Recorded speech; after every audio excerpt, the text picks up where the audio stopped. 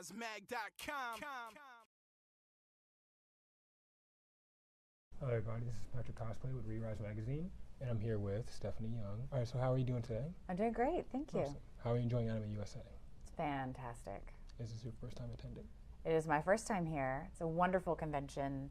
The guests have been beautiful, lovely. The staff has been so attentive to every need.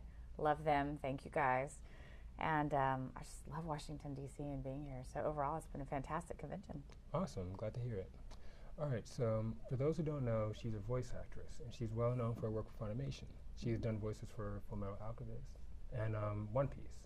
So how's it being a voice actress? Oh, I'm very thankful to be working in this career. I started out as a theater kid, and I studied theater in college and went on to do work on camera, TV, film, and then finally made my way into anime. Which I'm so thankful for that because it's such an amazing world. And I had no idea that if you were an actor in this world that you'd be able to go to conventions and meet people and connect with people that cared about the properties that you worked on and that you voiced characters on. And I'm just so glad this has become such a big part of my life now. I record regularly and then get to go to conventions, and I love connecting with people. That's huge for me. I think most actors are probably that way, but I love connecting with people, and it's great because we have these weekends where we get to get away, talk about the art form, and just get to celebrate, and I love it. It's been a wonderful genre and medium to be working in as an actor, because as an on-camera actor you have limitations based on your look. Yes. But in the booth you can be anything, and granted you will be cast based on your voice and your type, but the worlds, they're just so open, these fantastical worlds with creatures and witches and dragons, and it's amazing. And for someone who's been in the theater, and I always loved Greek theater, and just the highs and the lows of that, I find that in anime now. Awesome. And I absolutely love it. All right, awesome. All right, so tell me about your work on some of the shows that you have worked on, that you have voiced on. To be in particular, One Piece is a personal favorite of mine. Oh, good, so, good. Yes. So tell us how it was voicing for One Piece. Gosh, Nico Robin has been part of my life for years now. I have been voicing her for years, and the journey that we've been through. It was quite a process going through the audition for this show. And I remember when I walked into the room where we were auditioning, and they had the sides laid out, the lines we were auditioning with, and then they had the different wanted posters of each character. I saw the poster of Robin and just thought, I think that's my voice, that's my fit, that's who I'm going for. And it was a lengthy process. We went through one round of auditions, and then we waited probably about a month, and then the Japanese were actually approving our voices. Okay. And I had a callback basically for Robin, and was given some instruction to make her even, they said, more sexy. And I'll be honest, I voiced a lot of sexy female, strong women. I love my ladies. But I thought sexy meant, lower, cooler. That's what I equate with that. It's the American version of what I think sexy is. But they wanted her a little higher. But they still wanted her to be really smooth, but they wanted her a little higher. So did that, and fortunately got the call that I booked her, which I was so excited. Not just because it was a lot of work, which, let's be honest, that's a beautiful thing.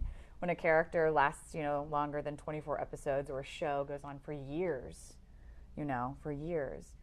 And so she's just been, part of my character world, and I love her. She's so calm and strong. I would love to be more like Robin in my own life. And I completely underestimated her powers when I first started working on the show. Of course, she has all the arms and hands that she needs. The fact that I even try to do it is ridiculous. But she can summon as many, of these limbs that she needs. And I know as a child, she pulled down a fleet of ships with these arms. And, it's incredible. I just underestimated how cool that power would be. I thought, oh, that's interesting. Yeah. What's she going to do with that? Little did I know. Wasn't being very creative. But, and lately, the journey's been very dark. So there's been so much depth working on this character over the years. And lately, going through the Innie's Lobby and Water 7 arc, it's my just favorites. been intense. Those are one of my favorites. Oh, really? Yeah. Really? So you like seeing me beaten, huh? Really? Well, you like that? Okay. You were pretty cool. She was pretty cool. Let's be real. the fact that she survived in and of itself is pretty amazing. Yeah. But as an actor, just the heart-wrenching scenes of watching what she was going through. A character that didn't think she was worth being saved. And she wanted to save her friends. And that entire, One Piece has these amazing themes of friendship and love and loyalty with all the crazy and zany characters bopping around.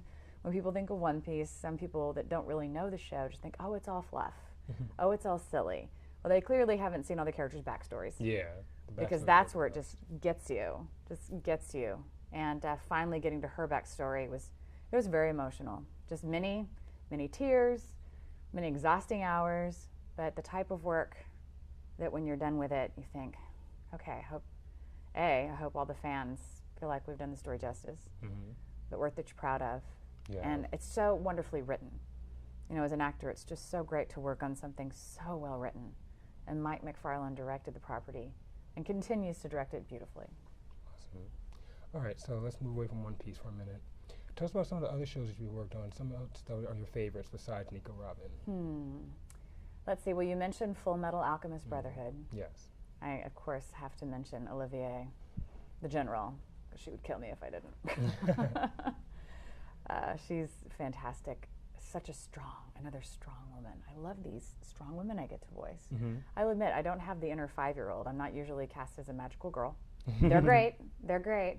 But I love these strong women. And then Olivier is also, a leader that cares about the people, her soldiers that are working under her. And she doesn't ever doubt herself. She just goes. Yeah. But she normally makes really good decisions. So I do respect that strength within her. And probably one of my favorite scenes with Olivier would be when she's with her brother. When she's with Alex, voiced by the amazing Christopher Sabat, who I adore. He's a fantastic voice actor and friend, and one of the first directors that I worked with on a video game, and have a lot of respect for him. So it was quite rewarding when my character, who's not even, she's this gorgeous blonde, she looks like a blonde Angelina Jolie, and she takes Alex, who's huge, and just pounds him. She just beats him up, and he takes it. It's hilarious. So in a very kind of twisted way, it was highly rewarding to be able to voice that scene. I was just cracking up.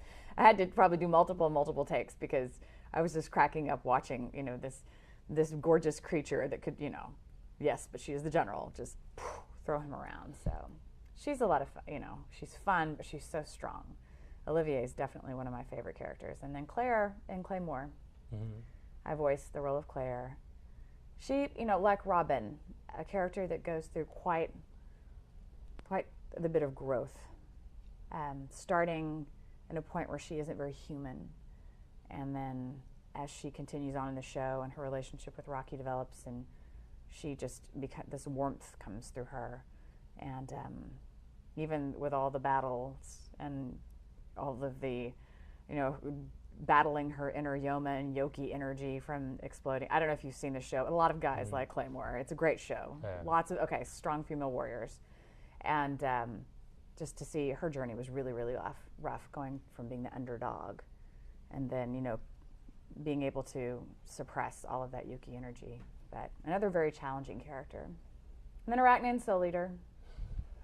Arachne is like dessert. She's just so silky and decadent. This beautiful witch that has the dark hair and the black ball gown and her glass of wine, ordering everyone about. And I just have to be honest, that was just sheer fun. It's just playtime in the booth with Arachne, being decadently evil. Just yummy. So those are some of my favorites. You mentioned you've been to a bunch of conventions before. Tell us about your first convention experience. How was that? I'm fortunate. My first convention experience was fantastic. I went to Anime Matsuri in Houston. And, it was a mid-sized convention, and they've continued to grow. But it was a beautiful location, actually right outside of Houston, very well organized. It was a great experience, but it was shocking. You probably hear this from many people. If you've never been to a convention, you just don't know. You don't know. And now I, of course, absolutely love it. And I loved it immediately, but I didn't know what to think.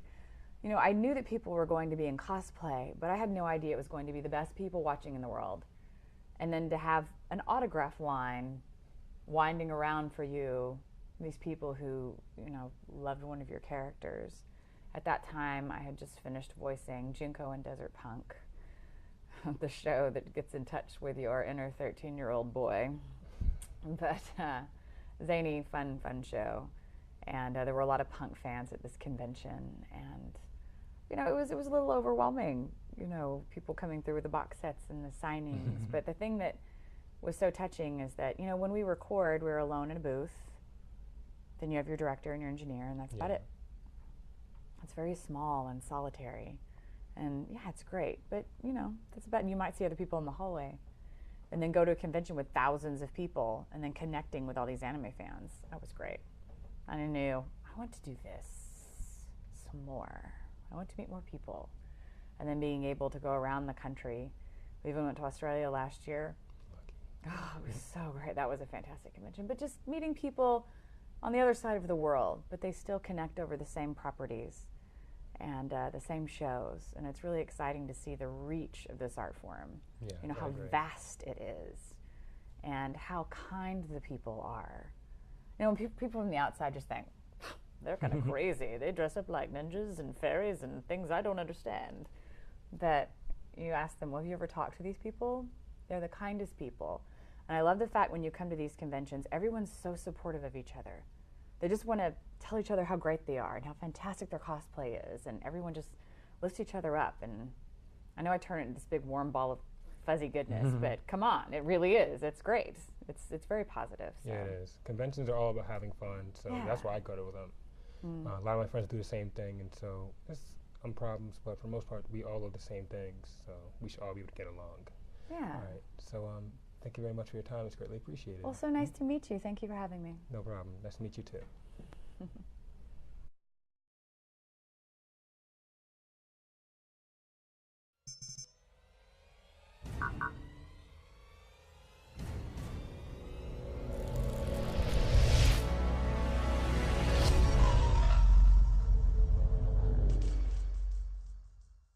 WeRiseMag.com